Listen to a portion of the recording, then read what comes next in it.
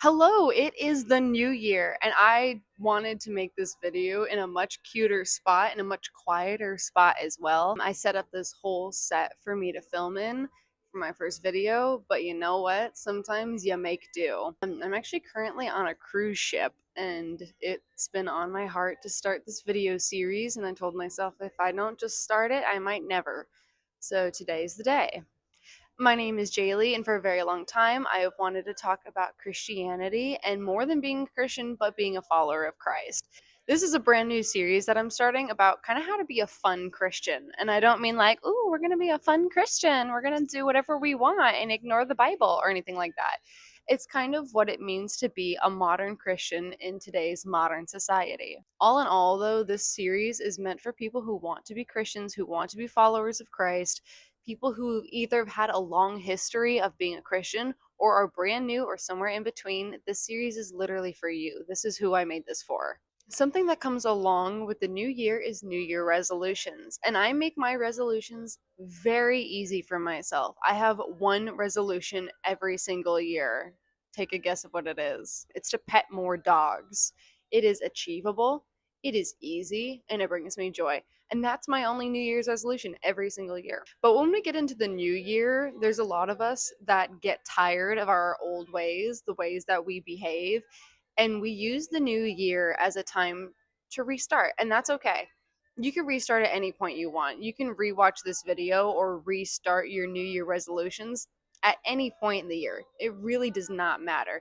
If you have something you want to change, now's the time. And now can be at any time. Something that's excellent about God is his timing, right? So God's timing is always perfect, and he always has a plan for you. I hear a lot from the church that I go to that you are in the right place at the right time, and that is true always. Sometimes we find ourselves in the wrong place at the wrong time, but God always has a plan for you, always at the exact right time. So if now's the time, now's the time. So let's get started. With New Year, new Christian, or new believer, I want us to kind of deep dive into what our resolutions should be. And these resolutions aren't just to make you a better Christian or to make you more knowledgeable or anything like that. It's actually just about your relationship with Christ and stirring the pot a little bit. So here you are, new year, new believer. So let's talk about what that actually means. I would say that there are just only a couple steps that you genuinely would need to take if you want to restart your relationship with Christ. And it's not like your relationship with him failed or anything like that. It's that you want to hone in on this year on what it means to be a believer. And this is something that I had to learn myself the hard way by going through with it, by reliving the same things over and over and over again. Today, I'd like to talk about community and what it means to be in Christian community. You can live your entire life being a pastor's kid or going to church camps or going to Christian schools and never have a proper relationship with Christ. And I'm not the one who's going to tell you whether your relationship is proper or not, but there are steps that help you stir up the relationship in a healthy way. So recently I went to a church camp called Pondo. Woo, shout out Pondo. I had been going there since I was a kid. And when I was going there, I didn't have my heart stirred up. Like, I loved Pondo, and sure, I journaled about God every once in a while, but sometimes the seeds are planted in small ways when you're younger, and they carry with you throughout your life, but it's still up to you to stir things around. So this weekend when I went to Camp Pondo, it was like their young adults retreat, which was super cool, by the way. And Pastor Jeff was there. I do not know his last name. I'm so sorry. I'll tag you or something at the end. He had this great visual for what it means to stir up your relationship with Christ. So he talked about how you get a glass of milk and then you get your chocolate sauce. You pour your chocolate sauce in, and then what happens? Does it magically stir itself? Is it suddenly chocolate milk? No, it's icky milk with a bunch of gross chocolate at the bottom. So you get your spoon and you stir it, right? So you stir it up and then it becomes chocolate milk. And he says it's the same for us with our relationship. And honestly, that's the same with every relationship.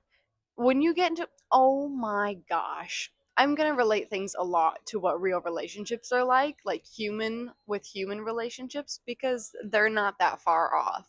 If you get into a relationship, if you start dating a girl and then you're like, great, we got the title, I'm going to go take a nap for the next 2 years of our relationship. And you do absolutely nothing to stir up the relationship. You don't make dates. You don't write letters. You don't call her. You don't text her. You don't do anything. Maybe you invite her over to Netflix and chill, and that's it. You're not stirring up anything. All you wanted was a warm body in your bed, and that ain't chill. But the same with relationships is the same as relationships with Christ, in the sense that you need to stir it up. You can't just be idle and then be upset that God's not talking to you. You can't just sit still and then be upset that you're not hearing anything from Him. And don't get me wrong, there will be times where your relationship with God will be great. It will be top notch, and it'll still feel like He's quiet. And there are steps with that. There are things that you can do to kind of fix it, honestly. But today's first step is community. So I want you to genuinely think about the community that you have in your life. So I want to start with friendships. What are your friendships like? Do you have Christian friends, or are all your friends non believers? It does make a difference. And we're not going to go into whether or not you should have believer, non believer friends, or what it means to look like that, at least not now. This is not the conversation right now. It's more about what believers do you have currently in your life. Sometimes a huge part of not having a proper relationship with Christ is lack of community. And that's honestly surprising to a lot of people. They're like, what do you mean it's lack of community? I thought it was a relationship between me and Christ. It is, but community is a huge part of that relationship. I want you to genuinely ask yourself what kind of friends you have, and if you have the capability of talking about Christ with your friends. That should be important. Everyone should know that you are a follower of Christ. If you are a follower of Christ, people gotta know it. You can't keep that one hidden. We got a lot of verses about that. The Bible says that we are like a light on a hill, or you could be a candle. And if you put something over the candle and you're hiding it and no one can see that there's a candle there, well, then the candle is useless. I don't want you to be useless. So people should know that you're a Christian. And there's a million reasons why. But if you don't have the capability to talk to anyone about being a Christian, I'm not saying you got to get rid of your friends, but you got to add some new ones. I had a lack of community with fellow Christians for a very long time. And there was a significant difference in my life when I started making proper community. So I'm a pastor's kid, and I grew up in a church where everyone was much older than me. As much as I was brought up in the church and had, your mother and father's faith and the things that we say about that, I didn't have a whole lot of kids my age who were Christians. Like, there were youth kids and they had, relationships with Christ, but it wasn't necessarily the community I needed at my age for my age range. You know what I mean? And then I went to Christian kindergarten, Christian elementary school, Christian middle school. It's all one school. And even there, I mean, yeah, we had conversations about theology in class and such, just kind of basics like, oh, Abraham was a cool guy. Moses is a cool guy. And my top dog Moses, love that guy. He's not my community, he's dead. But I mean, when you're younger, it's hard to stir up that community. And that's why it's important. And that's why Christian parents are like, oh, I want to send my kid to a Christian school. I want to send them to summer camp. I want to send them to Camp Pondo, because that's the right thing to do. You're supposed to grow in those kind of relationships. And you know what? It might not stick immediately or even ever. And that's when you start bucking up when you're older and you're figuring out that community. I then went to a Christian high school, and I definitely was passionate about the Bible, not Christ. There definitely is a difference. I am a huge Bible nerd. I know the Bible very, very well. Do I know every verse on the top of my head? Absolutely freaking not. But could I tell you just about every story? Yeah. And I could argue the concepts of theology very easily. I had a theology teacher in high school who I went to a Lutheran high school, and I came from a Southern Baptist home. And I was so passionate about arguing my beliefs, even against fellow Christians, because that's what you do when you're a pastor's kid. that my teacher literally allowed me to have one class period of just arguing with him. That was awesome. And you know what? That's kind of part of community too. That's a part of Christian community, is being able to argue with people.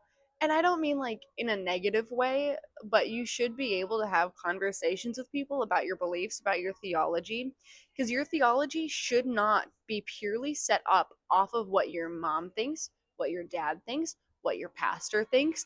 It should be rooted in the Bible, and you have people around you to help solidify those beliefs and thoughts.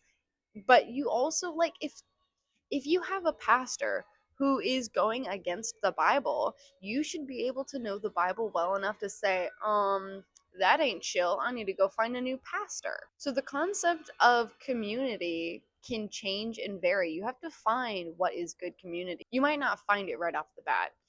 In fact, a lot of people who move away from Christianity are people who have been hurt by the church. It's something we very often call church hurt, where someone went to church and they had a bad experience and they met a few bad Christians and it just kind of ruined it for them. And then maybe they tried again somewhere else, and then again somewhere else, and then again somewhere else. And over again, people were being hurtful and harmful to them. And I'm not the one who's going to say, well, were you doing something bad? No, I'm not going to do that to you. But it's kind of the concept of getting a therapist, right? Your first therapist, if you get it right off the bat, congrats to you. Most of us don't. When you're invested into your mental health, what you do is you see which therapist sticks. When I was in college, my friends convinced me to finally go to therapy. And when I went to therapy, I had a weirdo. I'm not going to lie. My guy he was a little weird. And it's not that like he was a bad guy or anything. We just didn't click. There were things about him that bothered me, and I didn't feel good enough to tell him about my trauma or my past or anything that I had been through. And so then I tried again. I got a new therapist outside of college, and this therapist, I don't even remember.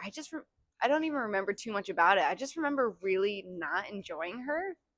And I think she said things that I disagreed with and I wasn't chill with. And so then I took a break from therapy, and then I got another therapist. My therapist now, love her. She's perfect. I've had her for a couple of years now. My health insurance actually just ended this week, so I'm freaked out a little bit. I'm hoping to get her back. But I love my therapist. She's great, and it's not because she just tells me everything I want to hear. It's because she's a good balance for me. Sometimes we agree on things and sometimes we don't. And it bothers me when we don't agree about things because I'm like, you're my therapist. You're supposed to agree with me, which is not true. But that's kind of part of it, is you try over and over again until you find what sticks. The same is with finding community. When you go to a church, you should be looking for specific things. You should be looking for a pastor that you enjoy listening to. You don't have to stay at a church where the pastor's annoying, dude. You can leave. Like it can be a deal breaker. That's okay. You don't have to go to a church where you think the pastor is too harsh or too kind. You don't have to go to a church where they're clearly not following the Bible. You don't even have to go to a church that plays too much music. Is music a great part of church? Yeah. Did I like it at first? No. Do I like it now? Yeah. But you can pick and choose what you like. Not all churches are the same. You can even leave a church if you're brand new there and you don't fit in with the community. You can go where it feels right. Let it feel right. And there'll be ups and downs with it feeling right as well. Sometimes there'll be days where it doesn't feel right, like you don't fit in. In fact, that's something that I've actually been struggling with recently. Is I have a church that I love. I've been going there for maybe a year and a half now, I'm not sure. And I chose this church based off of having people my age. Love the pastors. They're great. And I love the community and I love the girls there that I get to hang out with in our girls group, and we do all these great activities together. But there are a couple weeks once in a while where I don't fit in, where I feel like I don't fit in. And it's not like anyone's bullying me or anything. It's just it's quiet in my heart. And sometimes the devil gets in and he whispers things in our ears, telling us things like we don't belong or we don't fit in. And you know what? I'm lucky enough that I go to a church where I could tell someone that. Like, I could talk to the girls about that. Say, hey guys, like, I've been having a hard time here recently.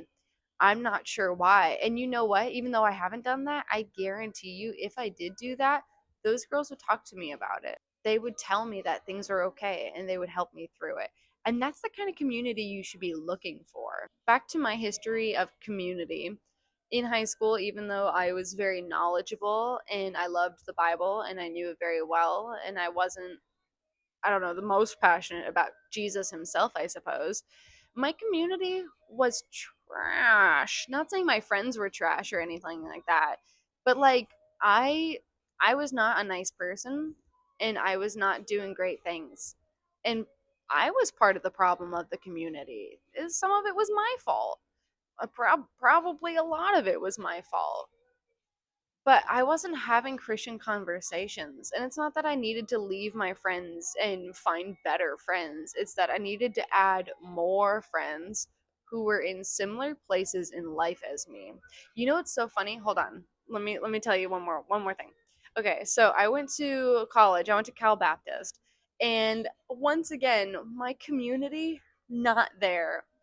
I mean, like, I had Christian friends. We were not equally yoked, not in the slightest, okay? So, all these years, I had been going to camps, schools, Christian things, church, and I didn't have the proper community at all. None of my people were equally yoked with me, and I wasn't someone to be good, equally yoked with either, okay? I needed someone a little better than me to help me out. But you know what's wild? There's a friend of mine. Her name is Nikki. Hi, Nikki, if you're seeing this. Love Nikki, best of the best girl right there. And I don't know how much of that she related to, for lack of community or anything like that. But she grew up in the church. She grew up going to, like, Christian schools. But what's wild is apparently we went to the same college. If she's just like a year or two younger than me, she would have been great community. And then you know what? We also went to high school together, I think. I think that's what it is. Still, like, younger than me. She would have been great community. We were so close the entire time physically, but we never got to like know each other until after a few years after college. When I started going to the church that I go to now, there was one night where I just kind of saw her. I knew she was in my girls group and I was like, "Hey, do you want to go get froyo?" And she's like, "Yeah, I do." And we clicked. Instant click. We became such good friends, and I miss her right now because she's in nursing school and I'm in the middle of the freaking ocean. But we clicked so easily. And everything that I had been through, she had been through. All these years of being literally within 100 feet of each other and never knowing each other, but going through the same things is incredible. And now she is my community. She's my community. That's my top dog right there. I love Nikki. Things are like, slowing down for us right now. She's super busy. I'm super busy. And so I don't see her as much. But still, that is the community you should be looking for. You should be looking for a close friend or a group of people that you connect with. For Nikki, her and I, when before I had so many jobs, we would go get like coffee together. And I kid you not, every single time we would get coffee together, we were going through the exact same thing, the exact same spiritual issues. And there's something so beautiful about that, about having someone who's going through the same things. And sometimes it just takes a while to find that community. But you know what? I would have not found Nikki if I stayed at home. I would have not found Nikki if I were in the bar. I would not have found Nikki if I were doing things I weren't supposed to be doing. I found Nikki because I went to church. I found Nikki because I joined a girls group. I found Nikki because I decided on some random Friday night specialty church event to show up. That's how I found her. And you know what? Community can also be made. It doesn't have to just be found, it can be created. So I work at a lovely place. I work at a place where I get to dress up as a princess and a mermaid, and it's the best thing ever. And a lot of the girls there are Christians, they are believers. And what's so cool about it is I can talk to them about Jesus and I can invite them to church. And I have. I've invited so many of the girls and one boy, Joey, shout out, to church, and they have come. They've helped me with events. They've shown up. They've been there. We can talk about Jesus. Like, it is so cool. And that community, like, I'm not gonna lie, I'm definitely one of those girls who talks about Jesus at work, whether you believe in that or not. I do that. And it's not like I'm like, hi, would you like to hear about my Lord and Savior Jesus Christ? But it's more the concept of, oh man, I love that Jesus guy. That guy, so cool. My car broke down, caught on fire, Jesus saved me. Stuff like that. And that definitely started the conversation. And I don't know how much those conversations were really existing at my work before I started talking about it loudly. Like, there were girls who were Christians at my work and they actually did talk about it. Like, I know Becca, she doesn't work there anymore, but she was the girl who was, praying for her fellow employees and bosses and bringing them to church. And it seems like when I got there as well, that's something that I brought to the table too, is being able to talk about Jesus and bringing that community, making that community. And like I said, you don't have to wait around for community to show up. You can make it. It's the same as D&D. What a weird allegory. Yeah. I'm a nerd. It's the same with like playing D&D for any of you who do. Your campaign doesn't just show up. Your group isn't just there magically. You got to build the group. You got to build the campaign. You got to make the storyline. You got to make things happen. If you're that desperate to play D&D, you find the group. And it's the same with our relationship with Christ. If you want to have equally yoked friends, if you want to have hangouts, if you want to have pool parties after reading the Bible, you got to start that stuff sometimes. Sometimes you will come across it, and that's super, super chill. But a lot of the time, you gotta make it. And if you want to go the extra mile, you can join groups. Like, there are groups of believers in your town, probably, unless you live in the middle of nowhere. There are groups of believers who, I don't know, meet up even on cruise ships. I'm sure I could find them. I'm sure I could find and create a group if I really wanted to. But there are events that are made for Christians. It's weird because the statistic for Christianity in the world is like, I don't know, 90% of people are Christians or something like that. I don't even know. Don't take that for real. Don't take that real as a statistic. But it's like a big number, right? So if so many people in the world are claiming to be Christians or believers, turns out at least some of them will be. And that probably means that they have groups for it too. So, like I said before, I went to Christian camp for young adults at Pondo this weekend, and I went by myself. Most people come in a church group. They get their churches to make a little group and to all go together. But I went by myself. And let me tell you, that's real braverism right there. Wicked. Anyway, and when I got there, I was actually assigned into a cabin of groups of girls who kind of came by themselves. Like, they came in twos. So I think one other girl maybe came by herself or like with her boyfriend, and then everyone else is like, oh yeah, I came with my church or just like with my siblings. So a lot of the girls came by themselves or with their siblings. And so I fit right in. And even if they didn't, I still would have fit right in because I know it's hard to believe, but I am technically an introvert. Will I talk to people? Yeah, but that's because I'm forcing myself. So when I got there, I had to tell myself, Jaylee, put your phone down. Don't paint, don't color right now. Just go find some people. Just go talk to them. You'll never guess. It actually works. Especially, okay, I don't want to like, it's going to sound dumb. I was afraid that going to Christian camp and showing up and talking to random people, they would be mean to me. They're Christians too. They're not going to do that. They're not going to be mean to you. They're Christians. They're not supposed to. And if they are, then they suck. Find someone else. But it's easy when you allow yourself to do things that take just a little bit of bravery.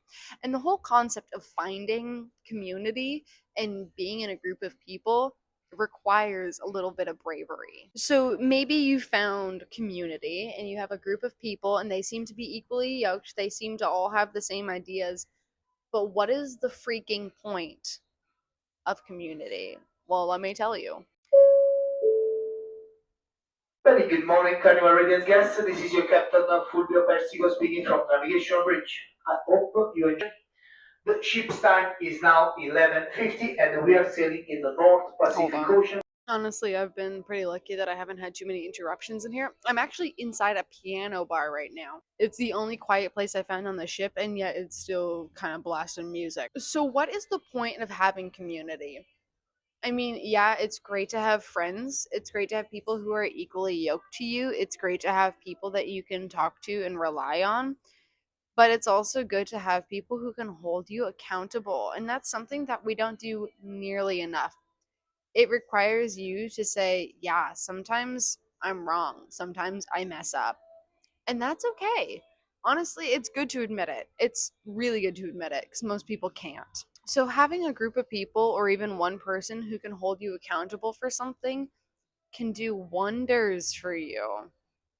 Like, if you're involved in things you should not be involved in, and you have friends to go to and ask them to text you, to hold you up, to make sure you're not doing things, that can save you so much trouble. And you need brave friends. If you're going to ask someone to hold you accountable, it better be someone who's brave enough to tell you when you're wrong. Like, for example, my friend Wes, shout out Wes, if I genuinely told him that I'm struggling with some sort of issue or sin or something, you bet your sweet bippy that Wes would be there to tell me to knock it the frick off.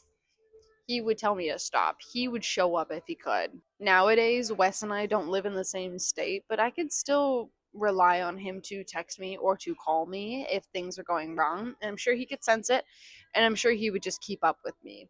But if we did live in the same state and we lived somewhere roughly close to each other, if he knew I was struggling with something, I guarantee you he would show up at my house and tell me to knock it off. And those are the kinds of friends that you need. You need someone who can be brave enough to tell you when you're doing something wrong. The Bible talks a lot about like discipline and such, and they say a father who loves his son does not spare the rod. And I know you're going to be like, "Ah, what do you mean? The rod? They're going to hit their kid." That's not what I'm talking about right now. I'm talking about your friends using the rod against you. And no, they're not going to use a literal rod against you unless you specifically ask for that, or unless they're really funny and they just show up with one. But someone who loves someone else doesn't sit idly by and let them do whatever they want. They hold them accountable. They tell them when they're wrong. They tell them to knock it off. If you And this goes for you too. You have to keep up with that community. If you have a friend who's doing things that you know is wrong, if you love your friend, you tell them to stop. Oh, but it's not my business. Yes, it is. The Bible says that a father who loves his son doesn't spare the rod. So if you're not loving your friends, you're sparing the rod, my friend. Rod. And that's also kind of a way of how you can tell whether someone is genuinely your friend or not, and if they're worth the community, is if they're willing to hold you accountable and they're willing to show their love for you by holding you to high standards. And yeah, sometimes you guys are going to disagree with standards. That's okay. Like it's going to happen. Like some people will be okay with cursing. Some people will not be okay with cursing. You might have a friend that's like, "Oh, don't say that. That's a bad word." That's what I do. I say freaking way too hard sometimes, and people think I say a bad word and they're like, "Oh, Jaylee, did you just say the F?" No, I didn't. I said freaking. I just said it really hard. But sometimes you guys will disagree with what your standards should be, and that's okay too. It happens. You guys got to communicate about what is right and what is wrong. But if there is something that genuinely is bothering you that your friend is doing and you know it's not good for them, speak up. If you know that you need help with something, speak up. That's a part of community. Having the ability to talk to each other and confront each other about things. So, yes, we absolutely need community in order to keep each other accountable, but we also need community to lift each other up. That is a huge part of community and probably honestly the easiest part of community. The ability to lift up your friends when they need it. You're not always going to know the right things to say at the right times. Sometimes horrible things will happen in someone's life, and sometimes all you can do is sit there and be there for them. And that's important too. Sometimes you won't have the words to say. Sometimes you won't know what's right to say because you don't want to offend them. You don't want to hurt them. But when you have a friend that is hurting, sometimes the best way you can uplift someone is just physically being there. Or if you can't physically be there, text them. Say, hey, I just want you to know I'm really sorry about what you're going through, and I'm here for you for whatever you need. They might take you up on it and they might not. My friend Katie, love Katie, shout out Katie. She has had it rough this year. And I I don't know how much of a help I've been for her. I was able to physically be there for her a little bit this year. Something that I do to keep myself accountable for uplifting her is I have her as one of my pinned contacts for, like, messages and such, so that I always see her name. And I can text her every once in a while, or you know what? I've been sending her just 8-ball pool requests, and that's a part of Christian community. I kid you not. 8-ball pool is part of Christian community. So keeping each other accountable, holding each other up, uplifting each other. So what else is a part of community? The Bible says that a part of community is being able to share in each other's joys and hold each other during each other's sorrows. So that kind of goes back into the uplifting each other, is being able to help each other during your sorrows. And let me tell you, it is so much easier to get people to hold you during your sorrows when you have people to hold on to. When you build community, when you find people, when you make Christian friends who you can genuinely talk to, things are a lot easier when you have people who can pray for you, when you have people who can read the Bible with you, and you have people who can just sit down and chat with you, who can come over and hold you. That's why community is so important. You never know when something horrible is going to happen. Honestly, like, you honestly don't know, because life is hard and it's full of sin and things go wrong. And that's the time where it's good that you build these foundation friendships ahead of time, so that when things happen, you have a system, you have people who can take care of you. And everything doesn't have to be hard either with community. Sometimes it's just about enjoying each other's joy, just uplifting each other, having fun together. Not everything is life or death. Things can just be good. So, like, when I would go get coffee with Nikki, sometimes things weren't wrong.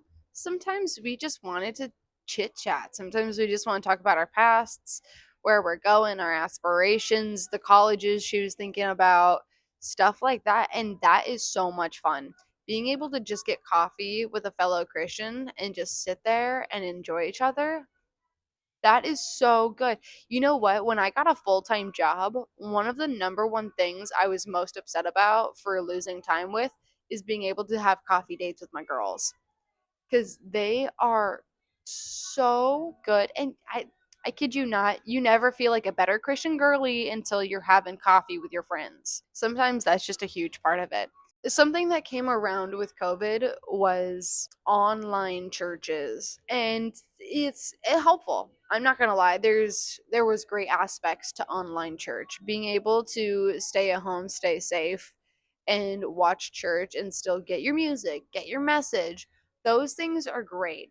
But if you have the physical ability to go to church, do so. It is better for you, because that's where your community is. That is a huge part of church and the purpose of church. That is a huge reason why we go to church, is for that community, right? So yeah, music is great. Sure, message is great.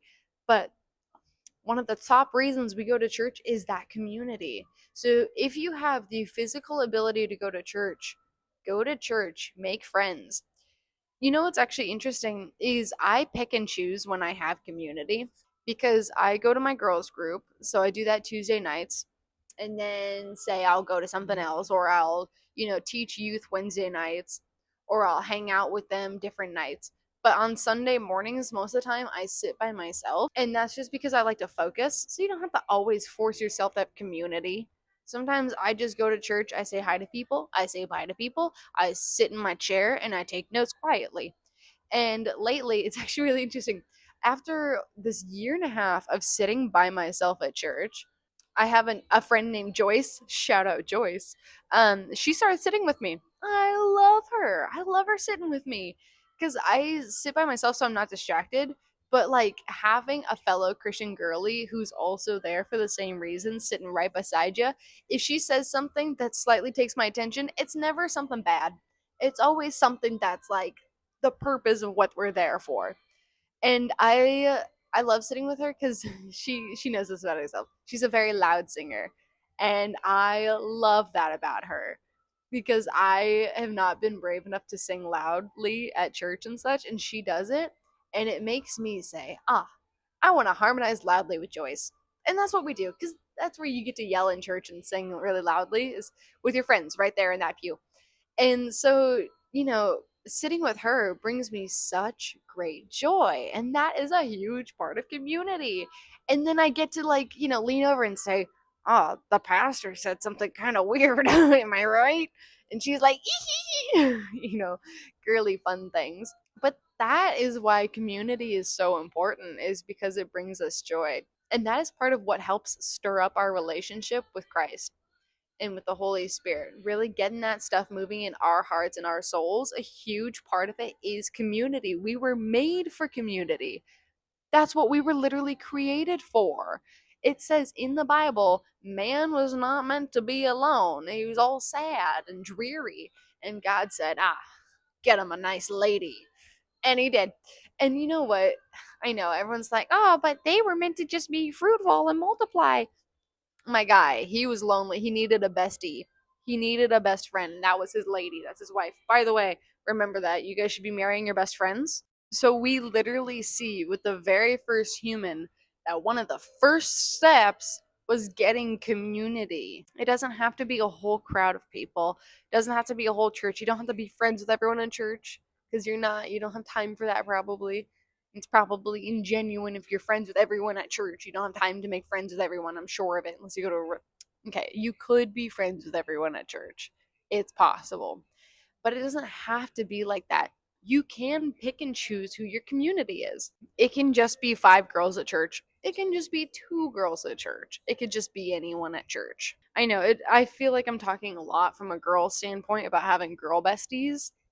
You'll never guess. I'm actually a girl with girl besties, and that's why I talk about it like this. But community is what helps bind us to Christ because we are one body, right? And we can't be one body without a body. We were created with different purposes. We were created with different skills. We were created with different reasonings, right? So someone might have a skill that you don't have. Someone else might have one that you don't have. You might have something that someone else doesn't have. And that's what's so great about being one body is now that we're together, now that we have community, we fill those gaps. The Bible kind of talks about how with one body, you can't say to another body part like, I don't need you, because you do. The ear can't say to the eyeball, I don't need you, because you do. The foot can't say to the hand, I don't need you, because you do. And that's a huge part of that community is finding what fits. Because, yeah, of course, you'll have community with people who are a lot like you, but you're not exactly like someone else. Someone else is going to have something you don't have. Like what I said about Joyce is she has such great bravery to be able to sing loudly, and that makes me brave enough to sing loudly. I wouldn't have that without her. And so she helps complete that in a sense because we are meant to be one body. Now, in this series, New Year, New Believer, there are going to be other things that I'm going to talk about as well. But I just really wanted to hone in on the strength of community because it's important. It's much more important than you realize. And what's so great about it is you don't realize how much of it you were missing until you get it. I remember a few years ago, like 4 years ago now, maybe 5 years ago, I was on Christmas. It was Christmas Eve, and I was the loneliest girl in the world. So sad, crying in my little bed. And I literally just thought, like, I just need community. I just need people. That's all I need. Like, that's just what I need. And so I created a Discord channel and I started like Twitch streaming and all that. And it changed my life. I have never I have never been that lonely again. Like there'll be days where I'm lonely and sad, not like that. Once I created my Discord and I created my community and I started Twitch streaming, that sense of loneliness was not like 100% filled because I still needed a bit more like Christian influence in my life, but it was almost completely fixed. And that's because God created us for community. That's what we're meant to do. We're meant to be around each other, No one is meant to be alone. Even if you think you are, even if you're hurt, and even if your heart is broken and you're grieving, and all you can think about is wanting to be alone, let me tell you, things are so much better when you have people around you, when you have people in your corner. You can take breaks once in a while, but don't isolate. Community is so important, and it's so important to you. It's important to the body of Christ. It's important to the church. It is important to your whole life that you find proper community. So here are my takeaways. Physically show up at church, make friends, pray. And you can pray about community too. Something that I got sad about recently is that I don't have any more like a girl best friend who's also a Christian. Because like yeah, I have a lot of good friends, and not all of them are Christians, right? And that's something that I'm desperate for, is a girl bestie that's a Christian. And maybe she's out there growing, praying for me as well. But that's something you can do. You can pray for a girl bestie. In fact, I implore you to. I implore you to pray for your girl bestie, or if you're a man and you're watching this, pray for your guy bestie. Pray for a guy who can uphold you and keep you accountable. I don't even know how to describe this. I think it's so important for men to have fellow men in their life that can hold them accountable. You need it.